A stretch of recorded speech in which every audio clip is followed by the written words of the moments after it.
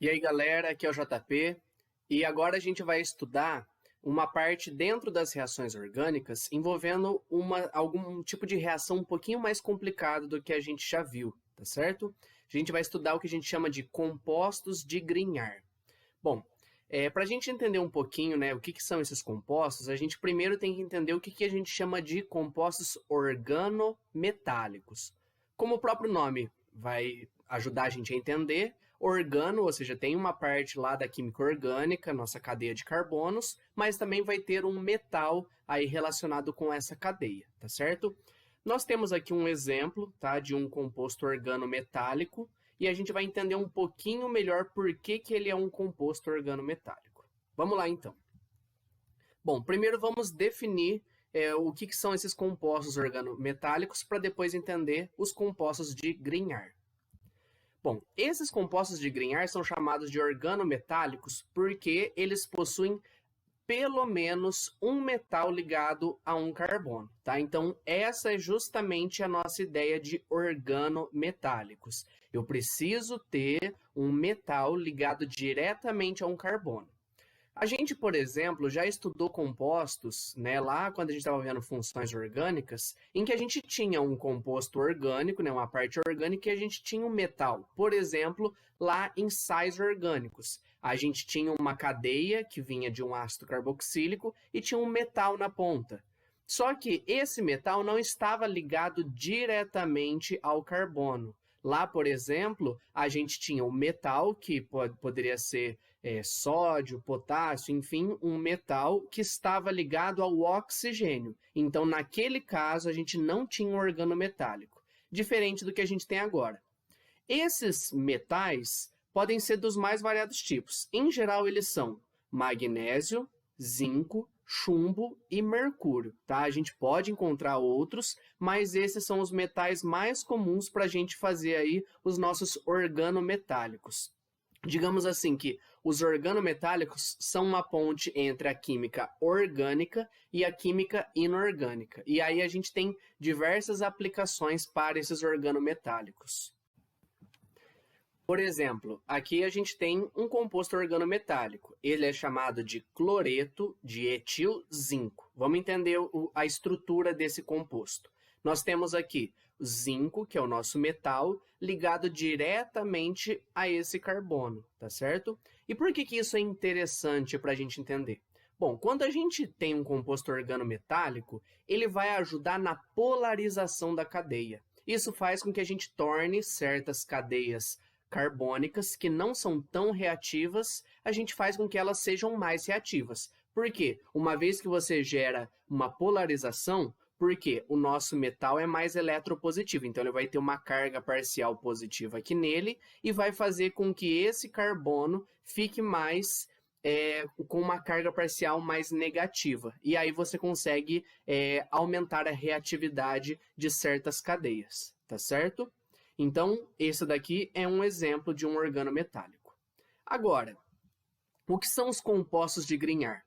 Grignard foi um cientista que conseguiu sintetizar e perceber aí várias dessas aplicações, e é isso que a gente vai entender. Mas, para a gente saber o que é um composto de Grignard, a gente precisa entender que o nosso metal que estará ligado ao carbono será o magnésio, tá certo? Então, em todos os casos com os compostos de Grignard, a gente vai ligar o magnésio na nossa cadeia carbônica.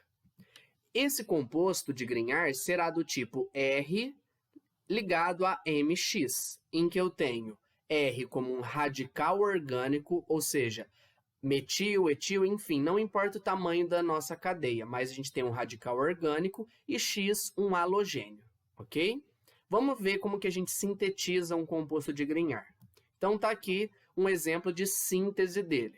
Eu saio de um aleto orgânico, então eu pego o meu aleto orgânico, nesse caso eu tenho aqui o bromometano, reajo ele com magnésio metálico em éter, ok? E formo o meu composto de Grignard.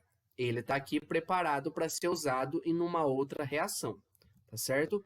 Ele é chamado de brometo de metilmagnésio, ok? Então, fica aí como que a gente dá o nome dos compostos de Grignard. A gente dá o nome do halogênio com a terminação eto, o nome da cadeia carbônica como se fosse um radical e mais a palavra magnésio, ok? Por que eu tenho que usar éter? Se eu uso aqui como solvente a água, primeiro que compostos orgânicos, por exemplo, esse daqui, não são tão solúveis em água, então não convém eu utilizar água. E segundo que, se eu uso a água, ela participa da reação. Então aqui a gente não pode usar a água para preparar o nosso reagente de Grignard, ok? Os reagentes de Grignard são usados em reações de adição. E o que é interessante? Por que a gente pode fazer uso desses reagentes em reações de adição?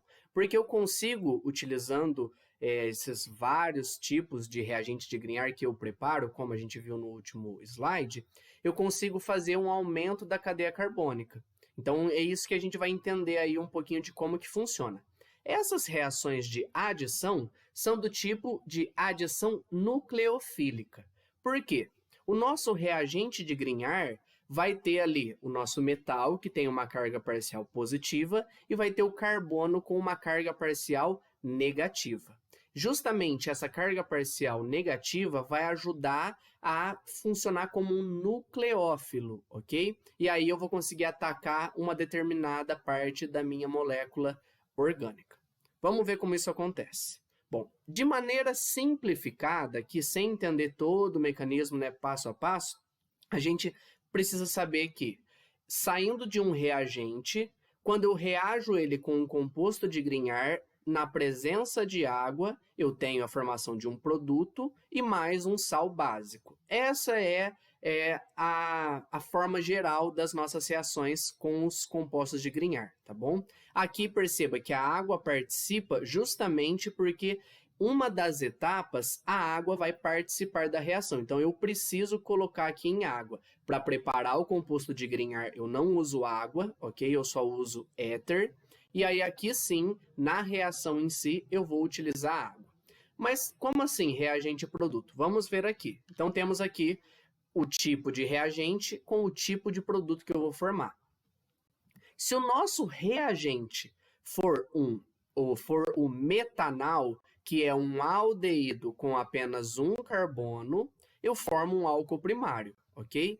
Independente de qual for o meu reagente de Grignard, tá bom? Então, assim, o composto de Grignard aqui pode ser dos mais variados tipos. Se esse reagente for o metanal, eu formo um álcool primário. Lembrando que álcool primário é quando eu tenho um OH ligado num carbono saturado. Se for um aldeído, qualquer que seja esse aldeído, sem ser o metanal, eu formo um álcool secundário. E se for uma cetona, eu formo um álcool terciário. Então, é isso que a gente precisa guardar. Tem uma maneira muito simples aí para a gente conseguir, sem precisar ficar decorando essa tabelinha, conseguir montar. E é isso que eu vou mostrar para vocês a partir dessa reação aqui. E aí eu comento também um pouquinho desse sal básico que vai ser formado, ok? Vamos ver então exemplos de reações. Vamos lá. Nesse primeiro caso, o que a gente tem aqui? Perceba que nós temos um aldeído aqui com um carbono. Esse aldeído que eu estou reagindo é o metanal, ok?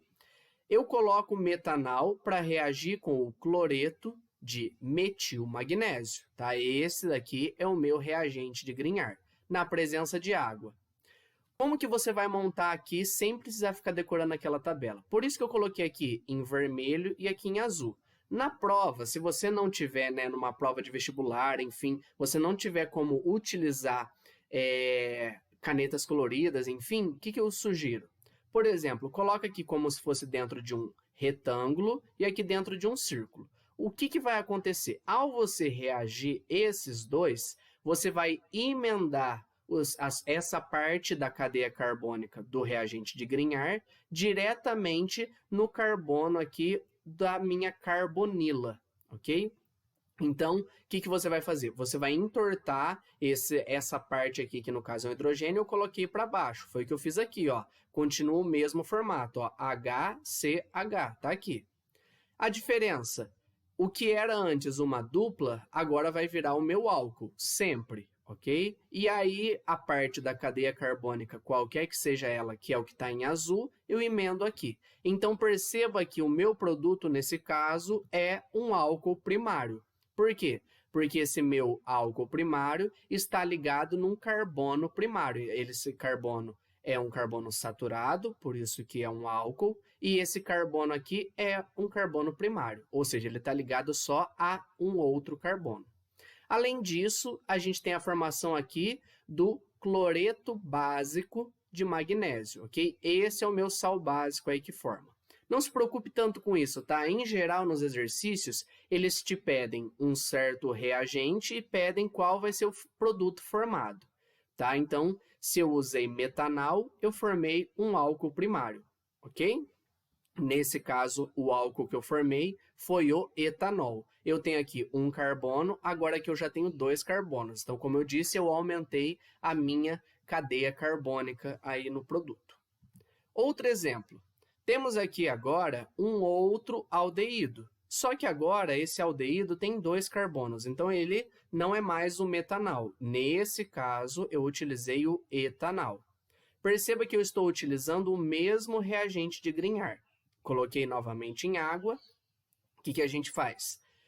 Entorto essa ligação aqui, ok? Então, essa parte, o hidrogênio vem para baixo. A dupla vira aqui, né? O C dupla O vira aqui o OH do meu álcool. E a parte da cadeia carbônica eu emendo aqui na minha antiga carbonila. Formei aqui. Perceba que esse carbono aqui está ligado a 2 outros carbonos. Então, ele é um carbono secundário. Ou seja, esse daqui é um álcool secundário. Qualquer que seja aqui o meu reagente, se for um aldeído, sem ser o metanal, e qualquer que seja o meu composto de Grignard, eu vou formar um álcool secundário, ok? E o meu sal básico aqui novamente. Agora, se eu utilizo uma cetona, então nesse caso aqui agora eu estou utilizando a propanona. Perceba que eu tenho cadeia carbônica de um lado, de outro, então a carbonila está no meio da cadeia. Se eu reajo aqui utilizando uma cetona com o mesmo reagente de Grignard, mas em água, novamente, entortei a parte aqui em vermelho, coloquei para baixo e emendei a parte em azul aqui. Perceba que agora esse carbono está ligado a 3 outros carbonos, então ele é um carbono terciário. Assim, esse daqui é um álcool terciário. Não tem segredo. Se você seguir esse molde aí de selecionar uma parte da cadeia, né, entortar e encaixar outra parte nela, não tem segredo. Você consegue fazer aí com qualquer que seja o tamanho da sua cadeia carbônica, ok? Então, esses são exemplos com reações de adição utilizando reagentes de Grignard.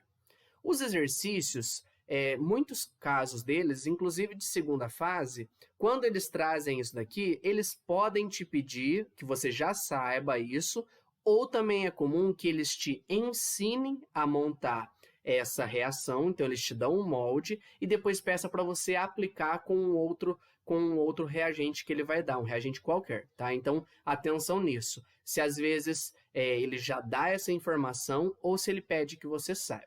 Nos 2 casos, fazendo assim, não tem segredo, ok? A gente fecha os nossos compostos de Grignard aqui, um tópico mais específico de reações de adição, e a gente vai para exercícios agora. Até a próxima, tchau, tchau!